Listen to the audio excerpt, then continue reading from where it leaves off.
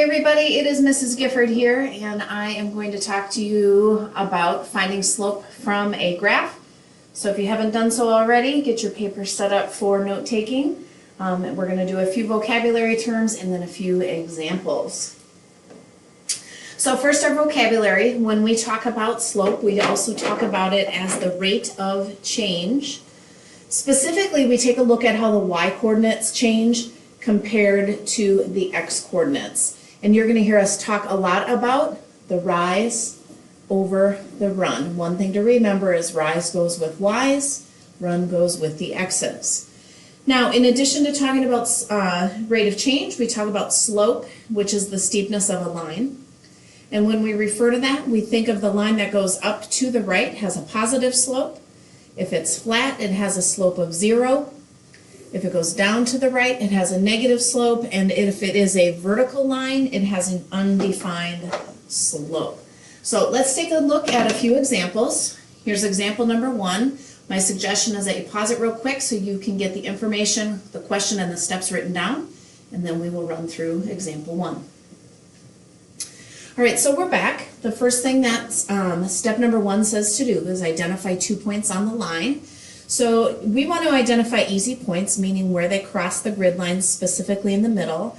So I picked this one sitting right on the y-axis, and I follow the line up until this point, and I see that there's a second easy point to deal with. Now, I like to think of finding rise and run as very similar to when we worked with the Pythagorean theorem in chapter 2b, where we made our right triangles. So when we talk about rise, that's the numerator of our slope fraction. I'm going to start with this point on the y-axis, and I'm going to count up.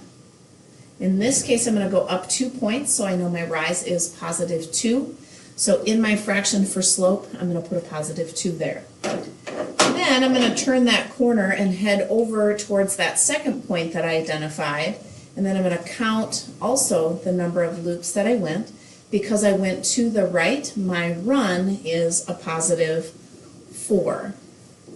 So step 1, identify the points. Step 2, find my rise. Step 3, find my run. And then last but not least, we always want to look to see if we can simplify. And in this case, the slope simplifies to 1/2. That means for every one box we go up, we go right 2. Second example.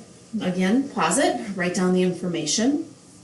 Step number 1 says identify those easy points. So I'm just going to pick any 2 points on this line. What's nice about this vertical line is everything is sitting right on the line, not too much guesswork here.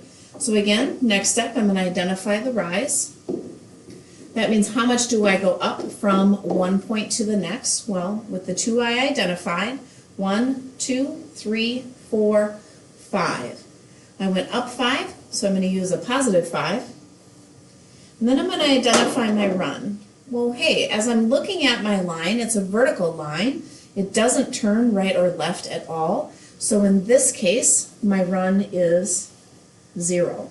Now go ahead and type 5 divided by 0 in your calculator and look at what you get.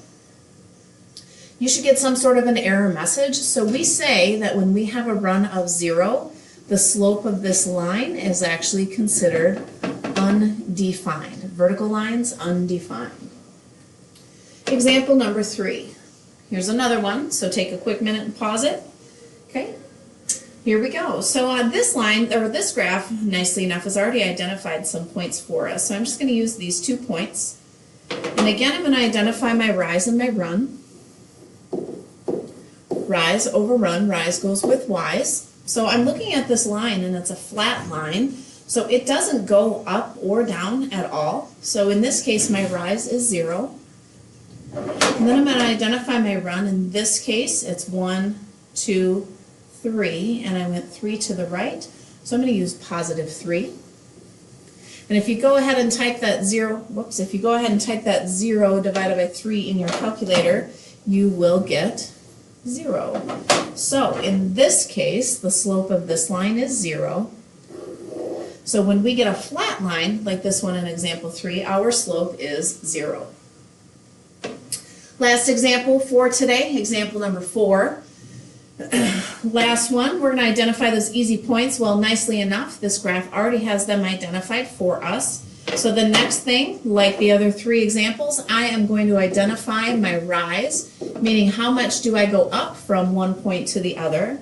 Well, in this case, I notice that my line actually goes down. So in my head, I'm thinking, oh yeah, that's right. This slope has to be a negative slope because it's going down to the right. I also notice that this coordinate grid is counting by half. So when I count how much down, I'm going to skip every other line in here. So this is down 1, down 2, down 3, down 4. So in this case, my slope is -4. And then I'm going to do the same thing as those other ones. I'm going to turn the corner. I'm going to go right 1, 2, 3, 4. And again, I went to the right. So my slope, or excuse me, my run is a +4. And as with all other examples, we're going to simplify that fraction. So this one actually simplifies to become -1.